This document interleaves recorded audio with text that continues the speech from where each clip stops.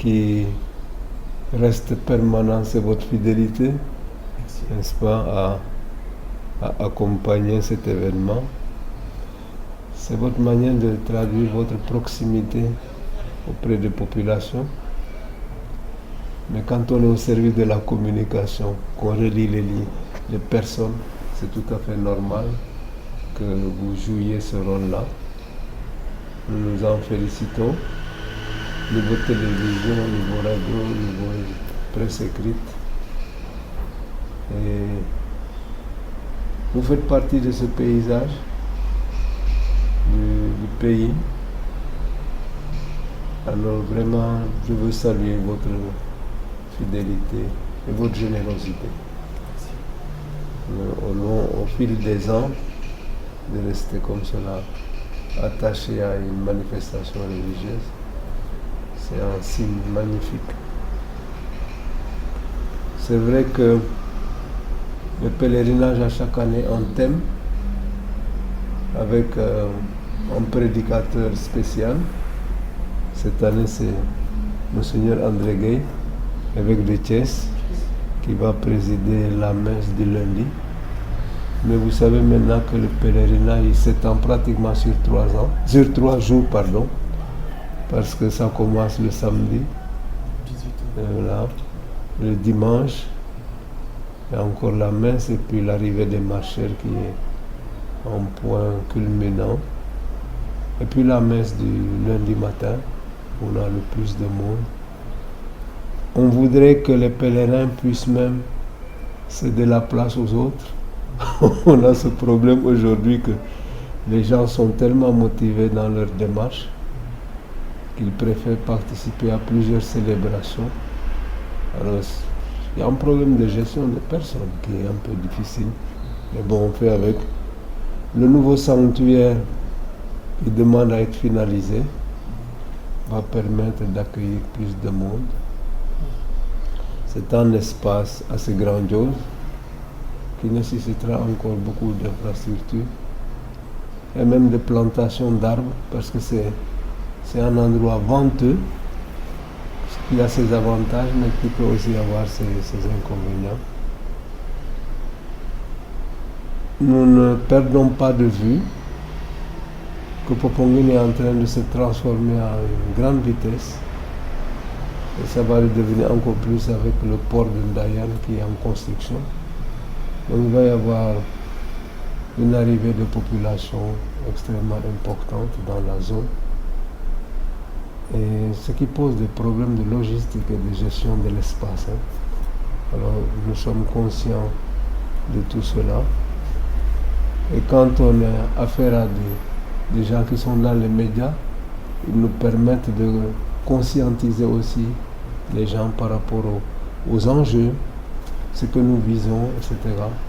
Et merci vraiment pour ce relais qui permet aussi de vivre le pèlerinage. Parce que si on ne pouvait pas communiquer, ça serait quand même un peu difficile. Merci pour votre générosité. Il n'y a pas de petits gestes. Et je crois que le plus important même dans le pèlerinage, c'est d'avoir de l'eau. Parce que beaucoup de gens souffrent du fait de ne pas boire assez. Même s'il y a de l'eau, il faut convaincre les gens de boire, parce que sinon on se déshydrate et ça amène ces syncopes, etc. Bon. Alors grand merci à vous. Nous prions pour le groupe Futur Média. Vous direz toutes mes salutations à votre PDG Youssou, de notre proximité, notre reconnaissance, et puis aussi à tous les agents qui travaillent avec vous. Si vous êtes seulement représentatif de tout ce beau monde-là, et nous saluons votre expertise dans la communication. Je vous suis autant que je peux, et vous nous amenez aussi de la variété pour que nous nous rendions compte un peu comment l'information est traitée au Sénégal, puis à comprendre ce qui se passe. Quand on a des analystes comme Barkaba, etc., qu'on aime bien écouter, ça permet de mieux comprendre aussi les enjeux de ce qui se passe.